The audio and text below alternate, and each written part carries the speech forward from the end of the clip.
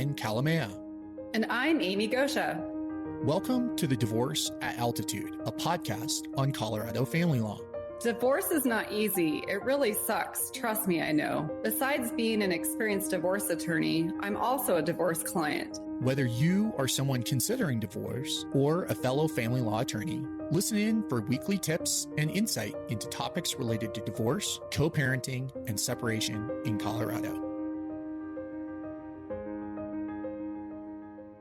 Welcome back to another episode of Divorce at Altitude. I am Ryan Kalamaya. In episode 1 of this podcast, Amy and I referenced Eric and Melanie Wolff, and we told Eric Wolff's divorce story. And throughout this podcast, we have referenced that hypothetical divorce story, and many listeners have commented about how much Eric Wolff's divorce story resonated with them, regardless of whether or not they were looking at a divorce or not. But we have frequently been asked about Melanie, and there are two sides to every story. So we developed Melanie Wolff's story, and this episode is focused on telling her divorce story. So without further ado, I introduce Melanie Wolff. Melanie Wolff opens the door to her 3-row SUV, climbs inside, and tosses her iPhone on the passenger seat. She checks on the kids in the rearview mirror to make sure they're buckled in and ready to go. A McDonald's bag is still sitting on the passenger seat. Her husband, Eric, left it there. He used her car to take the kids to school,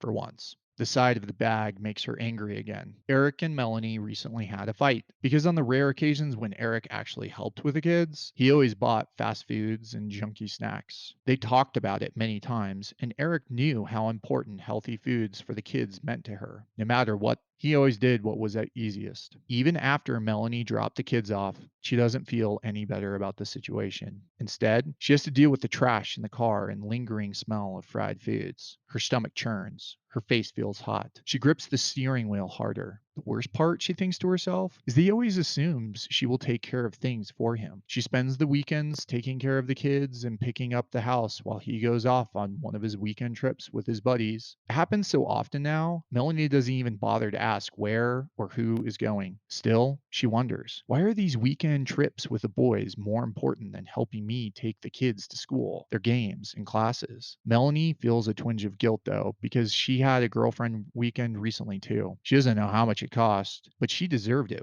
without a doubt. Nonetheless, her weekend away had been the first in years, and he hadn't really taken care of the kids by himself anyways while she was gone. His parents, of course, had swept in to save the day. For years, Melanie did her best to be a great wife. Now, though, she focuses all her energy on the children because almost every conversation with Eric turns into an argument. Afterwards, the house feels heavy and depressing. It's just easier to avoid him now. That's not very hard. Eric pours his energy into his job. She suspects it's his way of dealing with the tension at home. Melanie hopes he is actually working instead of sneaking around with someone else. Sometimes she wakes up when he comes home, but not very often. She's so tired from taking care of the kids and the house that she falls into bed every night. If she does wake up, nothing happens. He slides into bed, turns his back on her, and doesn't say a word.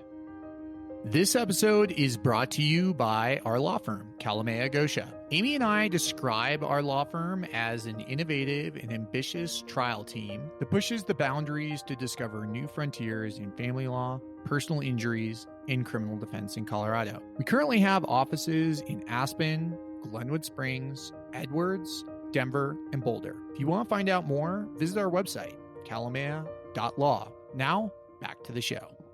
More often, though, he falls asleep on the sofa watching television or his iPad. She knows he drinks alone in front of the TV almost every night. There are empty bottles of tequila or beer cans stashed in the corner of the garage. He's tired, testy, and hungover far too often these days. His hair is turning gray and getting thinner every day. He looks ragged in the mornings while Melanie rushes to get the kids out the door on time. When she does need to talk to him, it's about who can handle what and when, nothing more. The kids notice things aren't good too. One night, Melanie's oldest asked, "Why don't you and Dad like each other anymore?" The last time she saw him, Eric told her he was going away again. The corner of his mouth turned up slightly as if to say, "What are you going to do about it?" Melanie shrugged and turned away. There was no point in saying anything. Today, she's on her way to a marriage counseling session. She starts the car again, and Katy Perry's voice grabs her attention. It's Roar. I used to bite my tongue and hold my breath, start to rock the boat and make a mess. So I sat quietly, agreed politely. I guess that I forgot I had no choice. I let you push me past the breaking point. Tears well up in Melanie's eyes. She turns up the volume. As Perry sings the chorus to Roar, she sits at the traffic light, belting it out. Melanie reaches the low-slung office building of the counselor, pulls into a spot, wipes her eyes, and switches off the car. She doesn't want to go inside, but she's giving it another shot. Last session, Eric was 15 minutes late and then sat in his chair staring out the window with his arms crossed. He barely spoke. She's led into the office, and the counselor greets her. She keeps glancing at the wall clock. The tension is thick. 10 minutes later, Eric arrives without an apology. Melanie's face turns red again. When the counselor asks what is creating the tension in the room, Melanie's emotions erupt. Tears cascade down her face as she tells the counselor that Eric is never home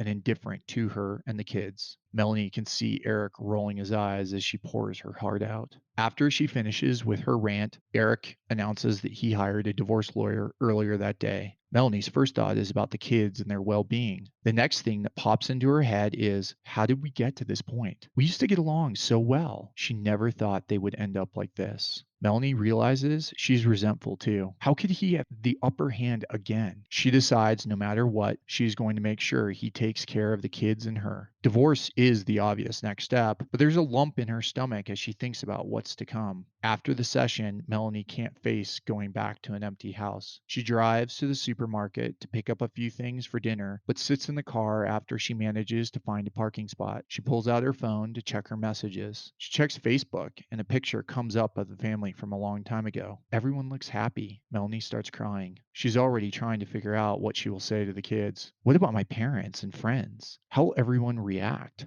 There's a panicky feeling fluttering beneath the surface, too. Melanie realizes she doesn't know much about what Eric and her own. She's overcome with anxiety and questions. Will the kids and her be able to stay in the house? Will we need to move? Will I get enough money? What about college for the kids? How on earth can I manage all of this when Eric handled all of the finances? Is there someone else? Melanie is exhausted and scared, but determined. She will get through this, but she realizes she needs to act if she wants to secure a future for herself and the kids.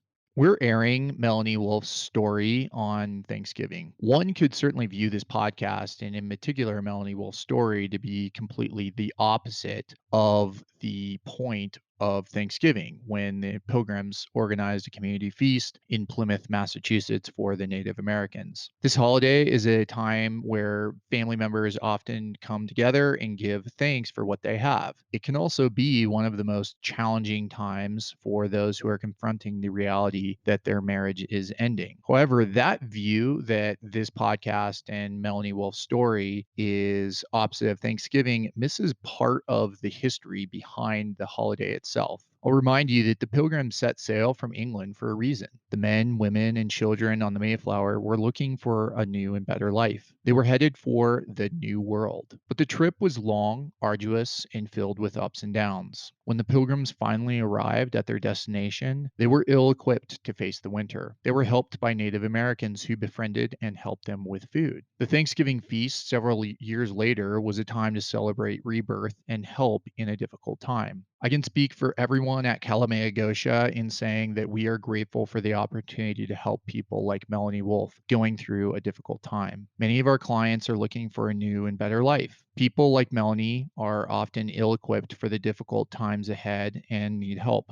We are also thankful for the opportunity that you, our listeners, have given to us in this podcast by letting us discuss difficult issues. Our stories or episodes can be heavy and sometimes depressing. With that in mind, I think of Charles Dickens, who once wrote, "Reflect upon your present blessings, of which every man has plenty, not on your past misfortunes, of which all men have some." Regardless of men, women, Eric, or Melanie, we wish you the best of Thanksgivings. Thank you for listening to Divorce at Altitude. Until next time, I am Ryan Kalamaya.